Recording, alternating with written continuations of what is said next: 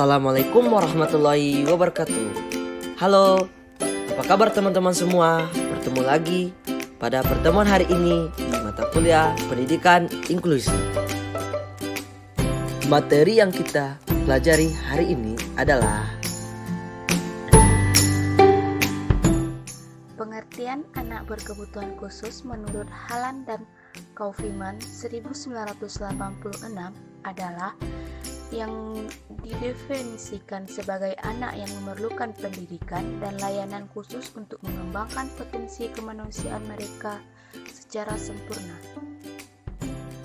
Penyebutan sebagai anak berkebutuhan khusus dikarenakan dalam memenuhi kebutuhan hidupnya, anak ini membutuhkan bantuan layanan pendidikan, layanan sosial, layanan bimbingan dan konseling, dan berbagai jenis layanan lainnya yang bersifat khusus.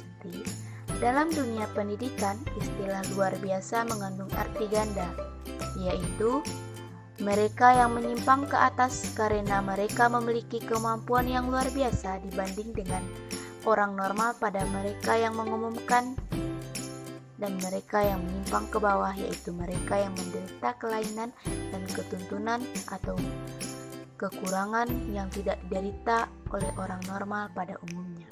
Contoh orang yang menyimpang ke atas dari segi kemampuan intelektual atau otak, misalnya Profesor B.J. Habibie karena dia memiliki inteligensi di atas orang normal dan kemampuan intelektual di bidang aerodinamika yang berkelas dunia sehingga beliau dijuluki sebagai orang yang jelius di bidangnya. Sedangkan contoh orang yang menyimpang ke bawah ialah orang yang lambat dan sulit dalam belajar.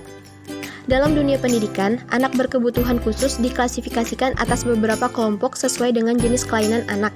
Yang pertama yaitu anak tunanetra. Anak tunanetra adalah anak yang mempunyai kekurangan secara indrawi, yakni indera penglihatannya. Meskipun indera penglihatannya bermasalah, inteligensi yang mereka miliki masih dalam taraf normal. Yang kedua adalah anak tunarungu. Anak tunarungu adalah anak yang mempunyai kelainan pada pendengarannya. Mereka mengalami kesulitan dalam berinteraksi dan bersosialisasi terhadap orang lain, lingkungan, termasuk pendidikan dan pengajaran. Anak tunarungu ini dibagi menjadi dua kategori, yaitu tuli atau the deaf dan kurang dengar atau hard of hearing. Yang ketiga adalah anak tunadaksa. Anak tunadaksa adalah anak yang mempunyai kelainan pada tubuhnya, yakni kelumpuhan. Anak yang mengalami kelumpuhan ini biasanya disebabkan karena polio dan gangguan pada syaraf motoriknya. Yang keempat adalah anak tunawicara. Anak tunawicara adalah anak yang mengalami kelainan pada proses berbicara atau berbahasa. Anak yang seperti ini biasanya mengalami kesulitan dalam berbahasa atau berbicara sehingga tidak dapat dimengerti oleh orang lain. Yang kelima yaitu kelainan emosi. Anak yang memiliki kelainan emosi adalah anak yang mengalami gangguan pada tingkat emosinya. Hal ini berhubungan dengan masalah psikologis anak. Yang keenam adalah keterbelakangan mental. Anak yang memiliki keterbelakangan mental adalah anak yang memiliki mental yang sangat rendah, selalu membutuhkan bantuan orang lain karena tidak mampu mengurus dirinya sendiri. Kecerdasannya pun terbatas, apatis, serta perhatiannya labil. Yang ketujuh yaitu psikoneurosis. Anak yang mengalami psikoneurosis pada dasarnya adalah anak yang normal. Mereka hanya mengalami ketegangan pribadi yang terus-menerus, serta mereka tidak bisa mengatasi masalahnya sendiri sehingga ketegangan tersebut tidak kunjung reda. Yang kedelapan adalah psikosis. Psikosis disebut juga dengan kelainan kepribadian yang besar karena seluruh kepribadian orang yang bersangkutan terkena dan orang tersebut tidak dapat hidup dengan normal. Yang kesembilan yaitu psikopati. Psikopati adalah kelainan tingkah laku, maksudnya penderita psikopati ini tidak dapat memperdulikan norma-norma sosial. Mereka selalu berbuat semaunya sendiri tanpa mempertimbangkan kepentingan orang lain, hingga sering sekali merugikan orang lain, dan penderita psikopati ini tidak menyadari adanya kelainan pada dirinya.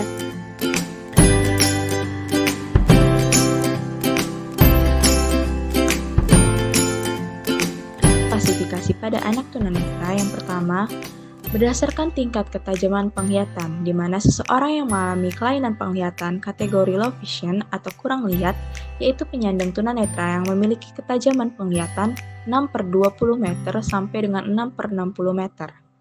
Kondisi yang demikian sesungguhnya, penderita masih dapat melihat dengan bantuan alat khusus. Selanjutnya, untuk seseorang yang mengalami kelainan penglihatan kategori berat atau the blind, yaitu penyandang tunanetra yang memiliki tingkat ketajaman penglihatan 6/60 meter atau kurang.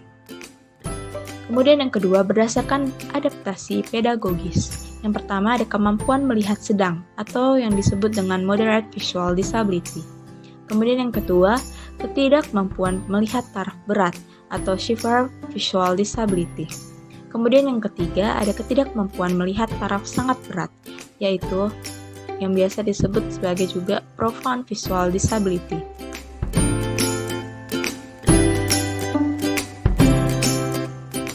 Klasifikasi anak tunarungu. Yang pertama, klasifikasi umum. Yang pertama, the deaf atau tuli, yaitu penyandang tunarungu yang berat dan sangat berat dengan tingkat ketulian di atas 90 dB.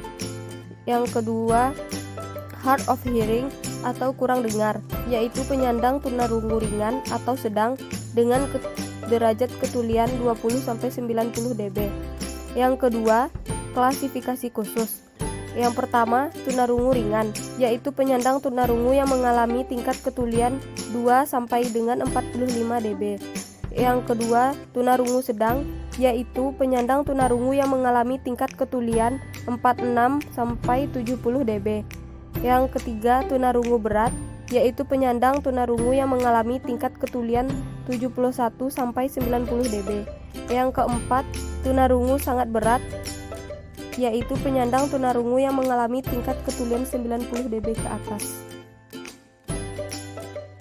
Klasifikasi anak tunagrahita. Yang pertama berdasarkan kapasitas intelektual atau skor IQ, di mana dibagi menjadi 4, yakni yang pertama tunagrahita ringan sekitar IQ 50 sampai dengan 70, yang kemudian yang kedua ada tunagrahita sedang IQ sekitar 35 sampai dengan 70, dan yang ketiga ada tunagrahita berat IQ sekitar 20 sampai dengan 35, dan yang terakhir ada tunagrahita sangat berat memiliki IQ di bawah 20.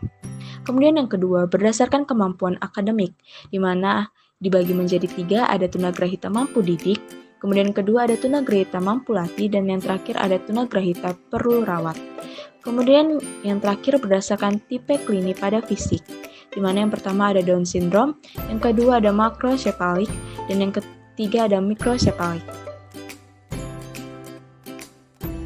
Klasifikasi anak tunadaksa. Yang pertama, cerebral palsy. Seorang anak dikatakan menderita tunadaksa cerebral ketika penyebab kondisi itu ada pada gangguan sistem saraf pusat, yakni otot atau sumsum tulang belakang. Kerusakan pada sistem saraf pusat ini mengakibatkan bentuk kelainan yang krusial dan sangat mempengaruhi kehidupan anak secara keseluruhan. Yang kedua, kelainan pada sistem otot dan rangka. Anak tunadaksa dalam kelompok ini adalah mereka yang memiliki kelainan pada anggota tubuh, seperti kaki, tangan, sendi, dan tulang. Kelainan pada sistem otot dan rangka ini dibagi menjadi 2 ke kelompok besar, yaitunya poliomyelitis, yaitu kondisi otot yang mengecil akibat serangan virus polio, sehingga anak menjadi lemah dan tidak bertenaga. Yang selanjutnya, distrofi otot, yaitu terjadinya kelumpuhan pada fungsi otot dan sifat progresif alias memburuk seiring bertambahnya usia anak. Klasifikasi anak tunalaras dikelompokkan menjadi 2. Yang pertama, anak yang mengalami kesulitan dalam menyesuaikan diri dengan lingkungan sosial. Ini terdiri dari A. The semi-socialized child. Anak yang termasuk dalam kelompok ini dapat mengadakan hubungan sosial, tetapi terbatas pada lingkungan tertentu, misalnya keluarga dan kelompoknya. B. Children are set at a primitive level of socialization. Anak pada kelompok ini dalam perkembangan sosialnya berhenti pada level atau tingkatan yang rendah. Yang C, children with minimum socialization capacity. Anak kelompok ini tidak mempunyai kemampuan sama sekali untuk belajar sikap-sikap sosial. Yang kedua, anak yang mengalami gangguan emosi yang terdiri dari A. Neurotic behavior. Anak pada kelompok ini masih bisa bergaul dengan orang lain, akan tetapi mereka mempunyai masalah pribadi yang tidak mampu diselesaikannya. Mereka sering mudah dihinggapi perasaan sakit hati, cemas, marah, agresif, dan perasaan bersalah. Yang B. Children with psychotic processes. Anak pada kelompok ini mengalami gangguan yang paling berat sehingga memerlukan penanganan yang lebih khusus. Itulah materi dari kami kelompok 5. Semoga bermanfaat bagi teman-teman semua.